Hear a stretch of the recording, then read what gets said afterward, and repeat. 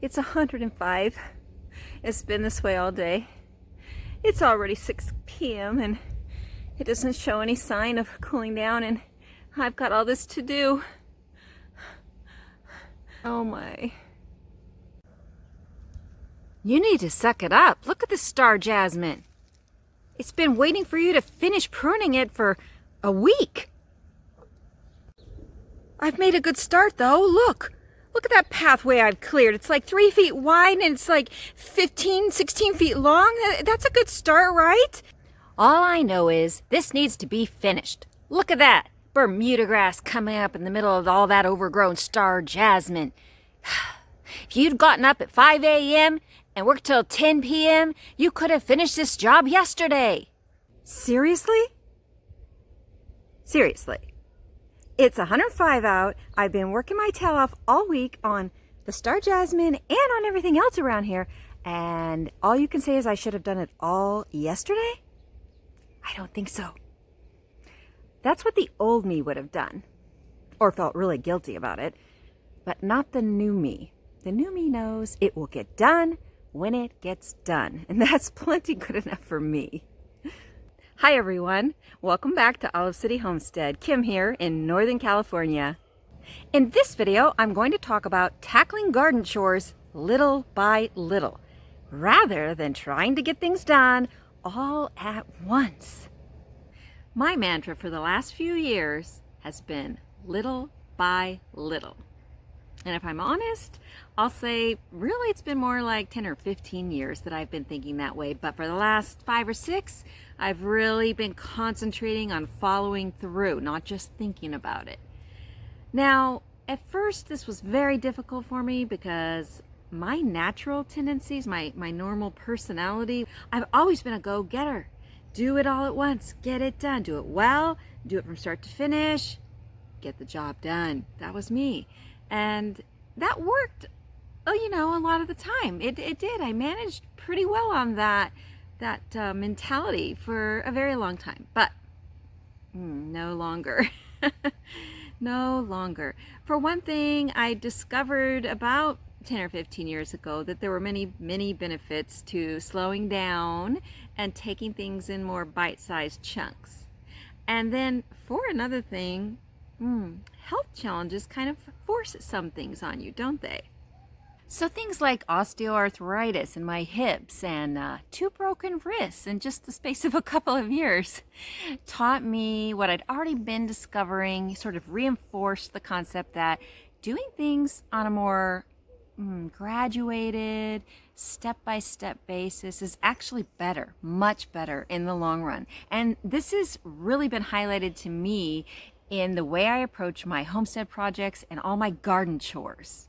First of all, physically, I'm not going to be getting exhausted the way I always used to if I tackle my garden chores on a slow basis. If I look at this project and say, okay, I can tell this is going to take, 4 to 5 hours. How about I break it up and do an hour a day for a week and then it's done? The old me would have rebelled against that idea, but the new me says, okay, yeah, that sounds good. And I do it that way, and I don't get physically exhausted, I don't get mentally stressed, and practically speaking, let's face it, we have lives, we have other things to do. Much as I love the garden, and I do, I love every minute I spend out here, and I spend a lot of time out here, but much as I love it, I do have a life. My 2 teenagers, they're pretty independent, but I homeschool, and that's not the pandemic homeschooling. My heart goes out to all of you who are trying to do that, because that's a lot to suddenly have thrust upon you. No, I've been doing it for 30 years now. These are my youngest 2 kids, and so they're very independent, but still, I do have to teach algebra now and then and answer questions about chemistry or U.S. government, that kind of thing. So I got to check in on them. And, I like to occasionally put up all those vegetables and fruits I'm harvesting, right? All right, let's get on with it. Let's go look at some of these garden chores and how we can divide them up and make them get, done without exhausting ourselves. So the path I'm hacking out is going to be about 32 feet long alongside my blueberries here. And I've done 16 feet so far. That leaves about, 16 feet more. And the 16 feet I've done has taken me 4 days. I've done an hour of work a day on each of those days and 4 feet a day. And I just think that's much more manageable, much less likely to overwhelm me or anyone else than trying to do 8 hours of work. And assuming I could do 8 hours in 100 to 110 degree weather, which is what we've been having here for the last month, and assuming I could, complete that whole day of work and finish going at the same pace all 8 hours, the 32 feet, I think I'd be pretty burned out, pretty overwhelmed, and probably out of commission for several days. So it seems to make a lot more sense to me to tackle it over the period of a week, a little more than a week, with an extra add-on day at the end to take all the cuttings and put them in my compost pile. Probably start another compost pile, as many cuttings as I'm gonna have. Yeah, but then it will be done, and I will lay, it already has a nice thick layer of the dead leaves here from the whole last year, but I'll also lay some wood chips down. But first I will take the opportunity to get out all these Bermuda grass runners, including around my poor gomi bush, which will then be extracted and replanted elsewhere. And then this nice cattle trough is going to come in here and be a nice raised bed right next to this little half trellis here. But all of that will be done in about 2 weeks. I suspect that on my September 15th garden tour, this will be done. And I won't be suffering heat prostration and muscle pulls and mental exhaustion from trying to do it all in just 1 or 2 days. Here is another project. So you can see the wire that is standing behind those 3 tall posts. And that's going to be a trellis for beans. Now, it's also going to be a trellis for kiwi. I'm going to put something else horizontal in the middle that's stronger in case those kiwi that I have planted there, a male and a female, actually ever grow much more than they have. They are young. This is only their 2nd year. They really didn't like the heat of the summer, but they have actually come back quite a bit. All that green growth is new in the last month. So, I'm going to give them another year or 2 and see if they take off. Anyway, meantime, I had nothing behind those posts. I was like constantly thinking, what am I going to put there? What am I going to put there? And so this week, a few days ago actually, I noticed as I was watering that I had this leftover wire.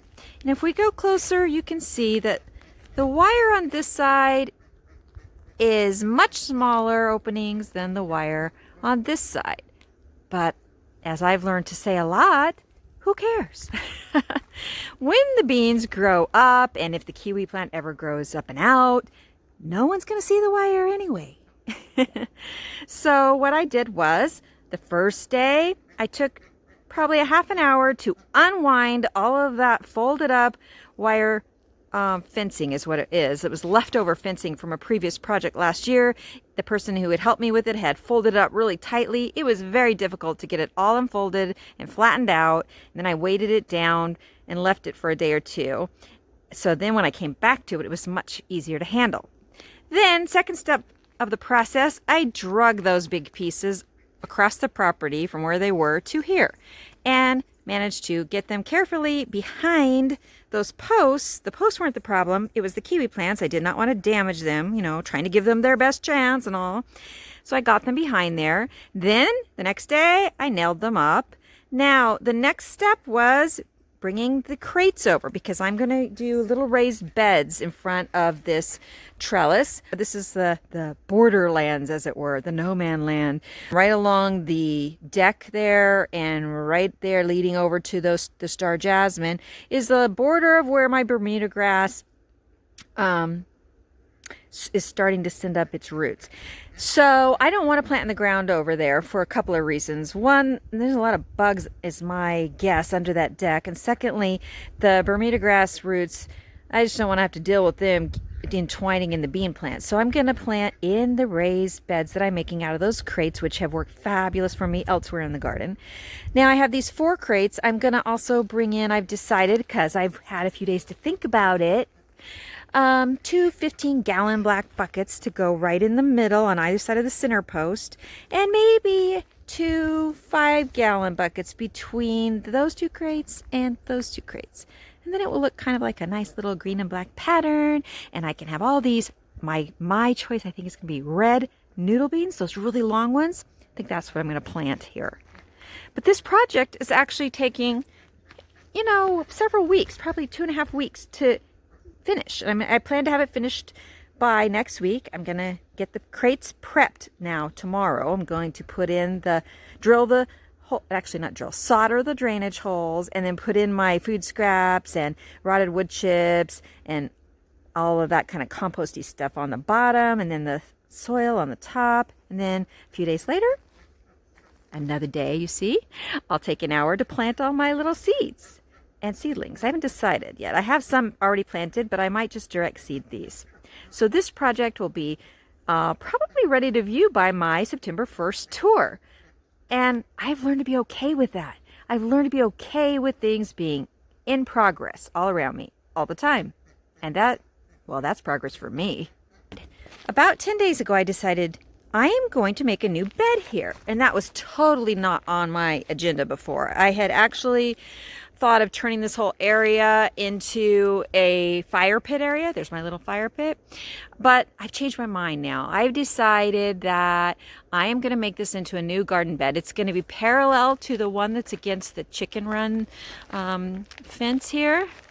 So this next week I'll be planting those empty spots up with new plants for the fall. And what I'm going to be doing here at the same time is I'm going to be putting wood chips down right here next to the bed that's already in place as a path. And then here I'm going to put down rotted wood chips, some rotted manure from my chickens, some food scraps, and some soil. And I'm going to I'll probably put some little logs down too, smaller ones at the base of that, and make a little permaculture, hugelkultur mound. And I've done that in other places and it's worked great. And am I going to do that all in one day? No way. I'm going to do maybe a layer a day. And then by the end of the week, it'll be done. And I'll have this gorgeous pathway of wood chips between that bed, which will have new seedlings planted in it too. So it'll be nice and full. And a brand new bed that, I haven't decided if I'm going to plant it out. I might just plant some flowers in it this fall, but I haven't decided yet. Maybe I'll direct seed some more squash in it because, you know, it stays hot around here till like Christmas, so I could probably do that. Anyway, that's another garden chore that just like 4 or 5 years ago, I was still gung-ho enough. I probably would have come out here at 6 in the morning and said, we're doing this today. And I would have gone all out. And, you know, I probably would have finished it. But then, girls out there in chicken land, what would have happened? I would have suffered, wouldn't I? Yes, you're only making yourself suffer if you insist on listening to that little voice in your head that tells you you have to do it better, you have to do it faster, you have to do it all at once, because guess what? You don't. One of the most basic garden chores that from the beginning actually of my vegetable gardens have done, this one sort of by accident, I guess you'd say. I never really purposely thought about it until recently when I've said, you know what, I'm sure glad I've always done it that way because I can't imagine doing it this other way. Okay, so what am I talking about? I'm talking about weeding.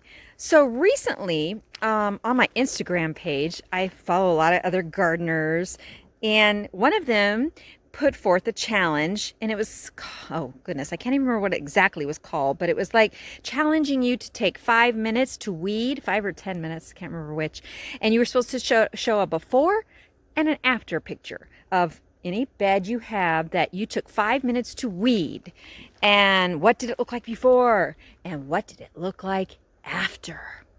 And so I was challenged to do this, and you know, I wanted to be a good Instagram follower and friend, and I said, okay, sure, I'll do that.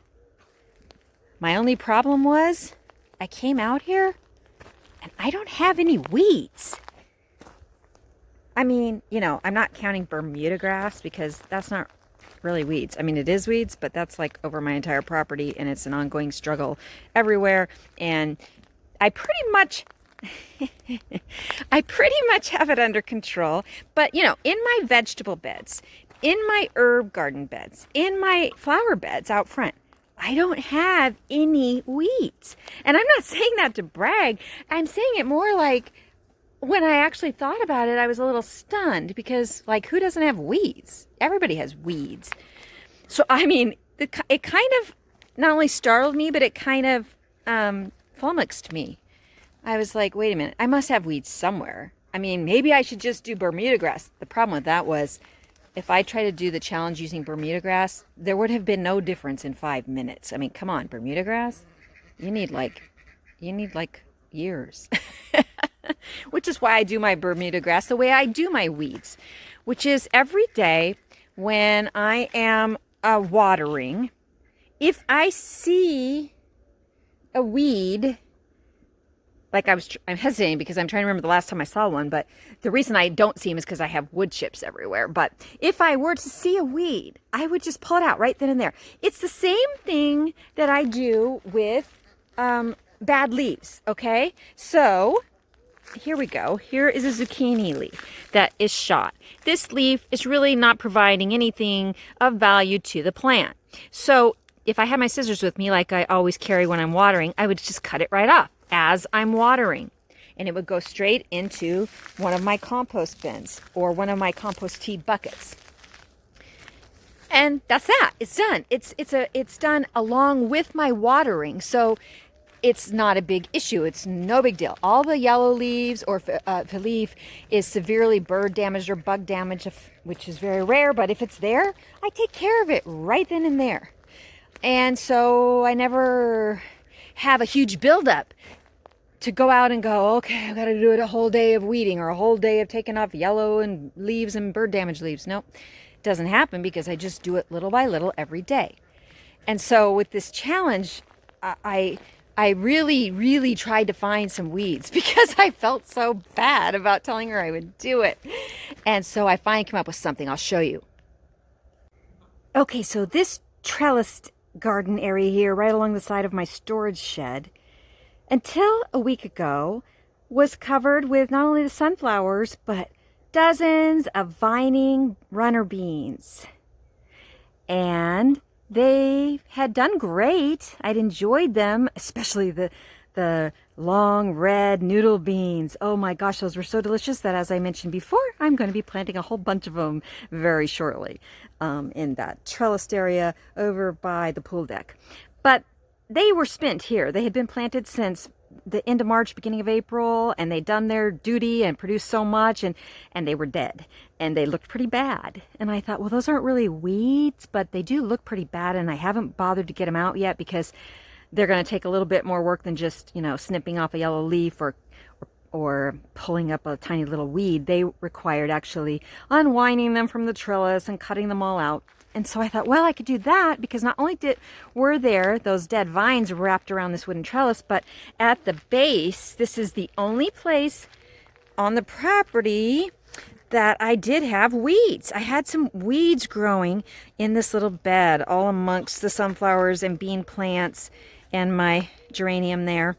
Now I still do have a couple of dead lobelia plants. Well, they look dead, but once I cut off the dead little stems, there's actually a live plant under there, though you wouldn't believe it. But anyway, so I did come out here, and in less than 5 minutes I'd pulled up all the weeds because the ground is so soft. That was really simple. And then I spent 30 minutes undoing all of the dead bean vines. Wasn't so bad. Look at those beautiful sunflowers. And it made a world of difference in the before and after look of this bed. Yes, it did. And now, side benefit, the bed's empty. I can plant something else here. I'll probably plant some more beans here, or maybe some snap peas. That might be good. Yeah. The bees are still loving all these sunflowers. So that's what I'm going to do. My only failure there was I forgot to take the before picture. So that was pretty bad. But anyway, weeding. I know some people see it as this huge garden chore, but 2 tips I'm going to give you are: 1, do it on a step-by-step basis. Tackle this chore little by little. Do not, please, I beg of you for your own sanity, set aside the weekend to do weeding because it will drive you crazy and it will wear you out. just try to do a little bit every day. Personally, like I said, I love to do it as I water. I do the maintenance upkeep, as I call it, on my garden as I water every morning. If I notice a plant is spent, if aphids have attacked it, I've had one or two zucchinis where that's been the case, I pull it out then. And then it's gone. It's out of my mind. I don't have to worry about it anymore. And I say the same for any little weed I'd happen to find anywhere. And the second thing about weeding, and the reason I don't have them really, is because of wood chips. So my top recommendation to be able to do weeds on a very minuscule, minute by minute, daily basis and never have a huge weed project to do, unless you have Bermuda grass, is to get wood chips down in your pathways.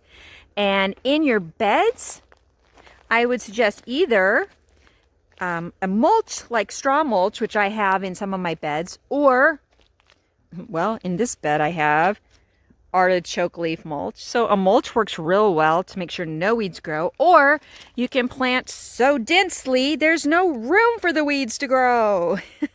And that's my other tip about weeding. And here's one final garden chore that I want to talk about tackling on a little by little basis. This is a merit tree collard. I have a few of them, and I have a few purple tree collards and a few dinosaur kales, and I kind of lump all three of them into the same category in that they're, first of all, they're delicious. Secondly, they're perennial, and they do even better in the fall, winter, and spring than in the summer by far. And thirdly, that they propagate by taking cuttings, and they get so big that you do want to do that. So this tree collard, merit tree collard, it is not needing some pruning, okay? It has this side shoot going off of the main trunk, and it's come way over here. In fact, it's just supported by, I believe, a tomato plant bucket under there, yeah. So in the last 2 weeks, it has leaned a lot more. Every day as I've watered, I've noticed it, and I thought, okay, I need to take care of that. But I haven't been really putting it off so much as planning, because when you tackle things little by little, it gives you the time to think, the time to plan ahead. Even if it's just at the back of your mind, you're starting to figure things out. I'm sure you've had that experience when you've had a problem in your life and people tell you to sleep on it or whatever. But if you just give it some time, your mind does a lot of background work and figures out a lot of things for you. And I have found that to be so true when it comes to gardening and homestead projects, is that as long as I'm aware of the problem and what the ultimate goal is, if I give it some time, like I have this merit tree collard project, things come to me and I decide, yeah, that's what I want to do. And sometimes with time, I might change my mind a little bit, but eventually I come to a conclusion. And at that point, I'm ready to tackle it. So in the last few days, I have prepped about a dozen 1-gallon pots with regular potting soil.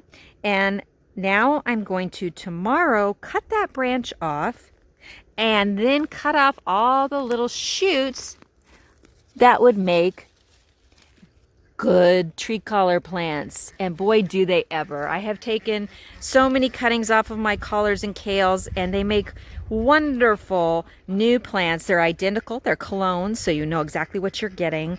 And they just do really well. You stick them straight in the soil, and they, 9 times out of 10, I've had success with them growing super well. And if you don't want that many, then you have them to give away to friends. But that's a project that if I had tried to do everything in one day, if I just looked at it and said, oh my gosh, I need to do that, and I got my pruners out and chopped it off, and then I would need to go around and find a bunch of pots, and oh, where's the soil? Do I need to go to the store and get some soil? Do I have some around?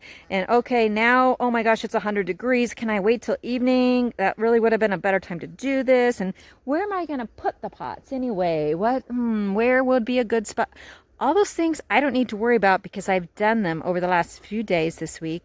And now tomorrow I can just do the final step. So practically, it works out much better to divide up these big garden chores into segments that can be split into several days, where it doesn't take too much of your time and you still have plenty of time left over to do all the other things that you need or want to get done. I mean, a game with your kids is fun, reading a good book, watching a fun show. I would say going out to dinner, but we're not doing that right now. So cooking a nice dinner for your friends, that kind of thing. Oh, I can't say cooking. Okay, cooking a nice dinner for yourself and your partner if you have one, and your kids. So guys, if you'd like to see more videos like this one with easy gardening ideas for beginners and useful tips for simple homestead life, then make sure you hit the subscribe button and click that notification bell, and that way you'll know whenever I upload new content. And remember, you can garden and live your way and create the life you want.